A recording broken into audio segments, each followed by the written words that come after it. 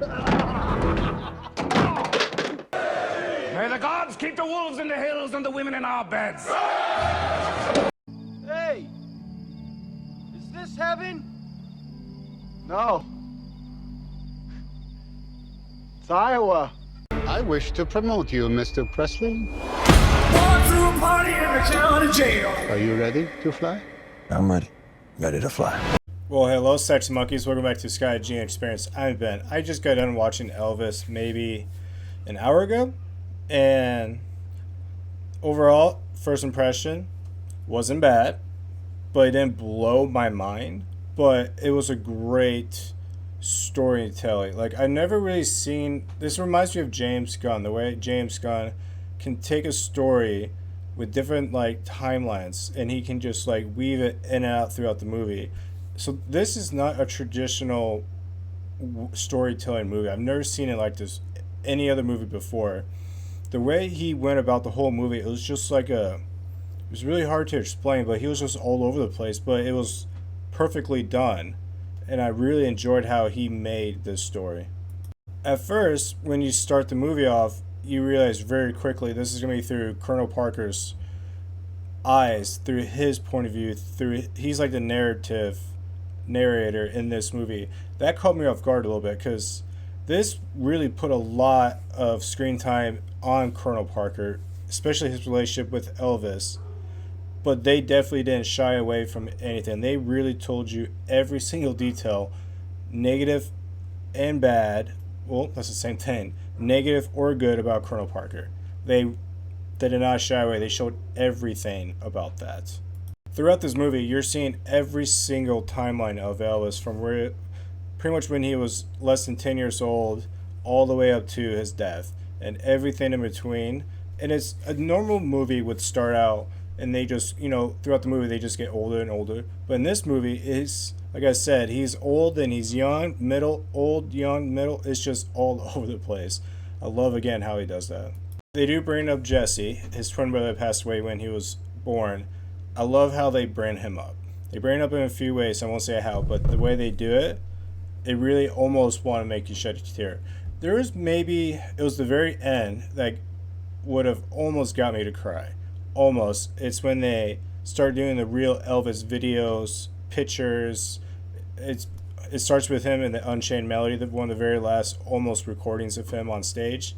It was just, that moment almost got me going. But Priscilla, they really, man, the actress that played Priscilla, Austin Butler is known for how great he looks like Elvis, and the way he looks like Elvis, sounds like Elvis, he danced like Elvis. But Priscilla, I thought they did a fantastic job also. Again, a great character. Get a great actress for Priscilla. They really talk about the details of what Elvis was. For example, when they first see Elvis, they show him how shy he was. He talks about love of karate, and his main dream of all dreams is to be a serious actor. They absolutely did not shy away from him wanting to go overseas and to have concerts worldwide, but they really hit a home run with Colonel Parker being the reason why they didn't do a world tour. And they get into the details, reason why, and I'm not going to spoil it for you guys if you haven't known, but I'll let you guys discover that. But they show you why Elvis never left the United States of America, because that's like one of the biggest things Elvis wanted to do. He's like, I want to go Japan, Germany, Europe, I want to go everywhere, but he never did, not once. I'm glad they didn't have any of Elvis's girlfriends, after Priscilla. They showed Elvis, with the side chick here and there, but nothing like, it was really focused on Priscilla. Even after when Priscilla divorced, they still had a really beautiful moments, but they never showed Elvis with, his other girlfriends. I'm glad they just put that to the side. I'm glad they did. I did learn something, for example, the 68 special. I absolutely love the 68 special. That was actually supposed to be a Christmas theme, like Christmas sweater, Christmas songs, Christmas this, Christmas theme. That was what the studio wants, and that's what Parker wants. But Elvis was like, you know what? I don't want any of this. So there's some producers that were part of the studio. They made up what you saw the 68 special was like. They were just about to go on set, and then they changed the camera angle to where Elvis was, and Elvis would just sing, and they would just not tell him to stop. So all the stuff you saw, especially that very last one with the red bulb lights, and he's in the white suit, that was not supposed to happen, but Elvis is like, screw it, I'm going to do this. And it turned out to be one of the best performances of all time for Elvis. I didn't realize how much B.B. King really had an inspiration for Elvis. Elvis really loved B.B. King because, you know, in Memphis, that's where the blues on Beale Street, that's where he got his love for the blues. And you really see in his performance, and B.B. King was a big inspiration. And there's about 3 scenes, maybe 4 scenes with Elvis and B.B. King throughout this movie. Great scenes. His time in Germany, I'm glad they kept that at minimum. Really, the only thing you see in Germany is him going to Germany just to, you know, straighten up his character for the America image, and also meeting Priscilla, like their first time almost meeting. That was really sweet, beautiful, like their first kiss. And then that was it. I'm glad they kept that short. I really did.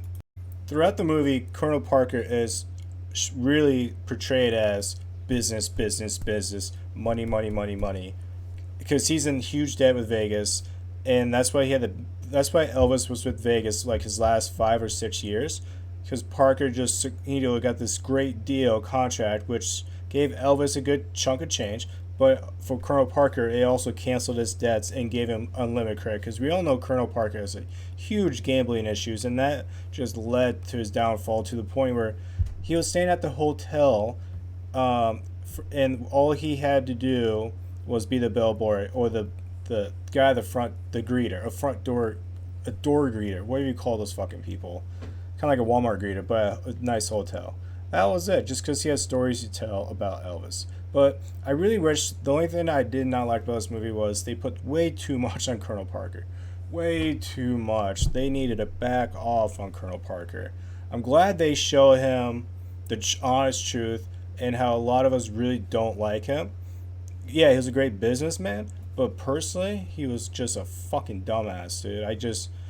Elvis, I didn't realize that Elvis actually tried to fire him several times, but Parker would come up with a clever way of like, yeah, if you want to fire me, but you got to pay me $8 million, and you're broke, by the way. It's like, you motherfucker, Parker, dude. So no, I'm not a fan of Parker, and if you are, fine, whatever, I respect your opinion, but personally, he can suck a dick. I can't stand him. But yeah, overall though, you know, I guess they did bring up the medicine in the pills. You know, the honest truth about Elvis just not being there because the pills just fucked him up. Because in Elvis, you know, his mindset was, well, if it's prescribed by a doctor, then it's not a drug. You know, it's a prescribed by a doctor. But what doctor is going to tell Elvis Presley no? Every doctor's like, hey, I'm Elvis Presley's doctor. They're going to use that no matter what. Plus, he'll find another doctor that'll give him pills. But they did bring that in there. And the death part, you know, they kept that minimum.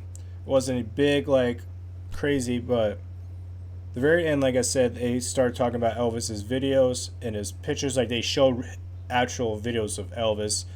It was just, that part almost got me going. But overall, it was a great movie. It really was. And I'm struggling between a 7.5 and 8 out of 10. So I'm gonna give it an 8 out of 10. It might go down later to like a 7.8, but right now I'm gonna give it an 8 out of 10 for a Sky Gene score.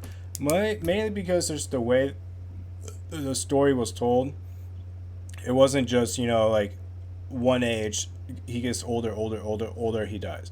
It was all over the place, and they got a lot of Elvis into the movie, which I was really surprised about. So that really shocked me, how they got a lot in there, and it was the truth. Even it might be really hard to watch some of this, but it's the truth, and that was what this movie was meant to be. So I don't think there's gonna be a better Elvis movie than this. Maybe if they did like an Elvis and they focus on like a time period, and they could maybe hit a home run.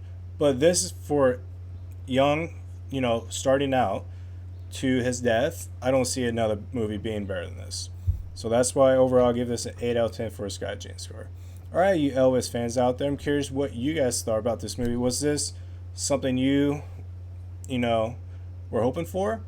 Is this the best Elvis movie ever out there, because I know there's that one with Kurt Russell. It's like Graceland something, 3000 Graceland something.